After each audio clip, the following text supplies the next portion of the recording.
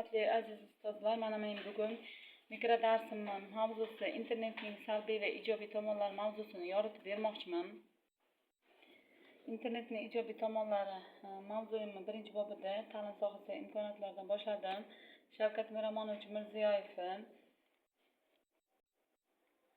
Yuqori Chirchiq tumanidagi Astronom akademiyasiga tashrif buyurganlarini oldim. Tashrif buyurganlarini deb boshlamasam bo'lmaydi.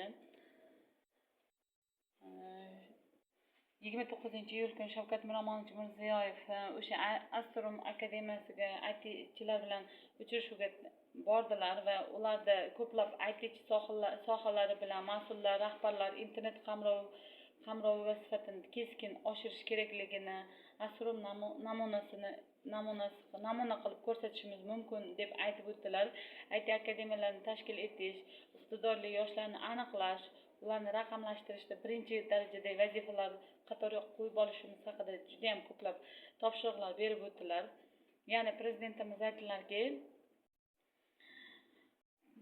IT sohasi vakillari bilan muloqotda hal qilish lozim bo'lgan sohadagi bir qator muammolarni sanab o'tdilar va ularga topshiriqlar berib o'tdilar. Va Shavkat Miromonovich Mirziyoyev shu yig'ilishda shunday deb aytdilarki, internet qamrovi va sifatini keskin oshirishimiz zarur deb eng katta muammoni qo'ydilar va gaplarini oxiriga aylandi deb buni alohida so'z bilan aytib o'tib ketdilar. Men bu internetni yaratish, ya'ni internetni ijobiy tomonlari va salbiy tomonlarini olishimga asosiy maqsad bugungi kunda yoshlarimiz juda ham ko'plab internetdan cheksiz foydalanishyapti. Ya'ni internetda salbiy tomoni bo'lgan kabi ijobiy tomonlari ham bor. Masalan, men buni aytib o'tmoqchiman, axborot va jinoyatchilik. Jinoyatchilikda ya'ni mana quluplarni buzib kirishlar, ya'ni internet hujumlari, hakkerliklar, hammasi kiber jinoyatlarni sanab o'tmasdan aslo ilojimiz yo'q. Internetda juda ham ko'p jinoyatchilik ommalashib ketdi shu kunlarda desak, mubolag'a bo'lmaydi. Ya'ni O'zbekiston Respublikasi Jinoyat kodeksida kompyuter axborotlar xavfsizligiga tajovuz qilgan shaxslarga nisbatan ma'muriy va jinoiy javobgarlik belgilangan qonunda. Unda masalan ruxsatsiz tizimga kirish, axborotlarni o'zgartirish yoki yo'q qilish, soxta hujjatlar yaratish, axborotni noqonuniy yig'ish va tarqatish boblari bor. Men bu mavzu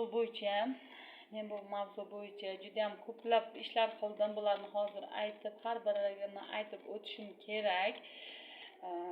Men asosan ko'proq aytaman bu mavzuni men o'zimni Ohangaron tumani 22-umumiy o'rta ta'lim maktabida 7A va 7B sinf o'quvchilarim o'rtasida tadbir o'tkazganman. Internetning salbiy va ijobiy tomonlari haqida men tadbir o'tkazdim. Va mana shu o'tkazgan tadbirimda o'quv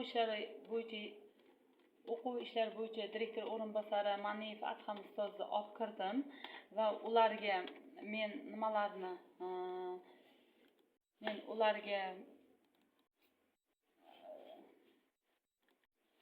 ularga hozir rasmini ko'rsataman. Men ularga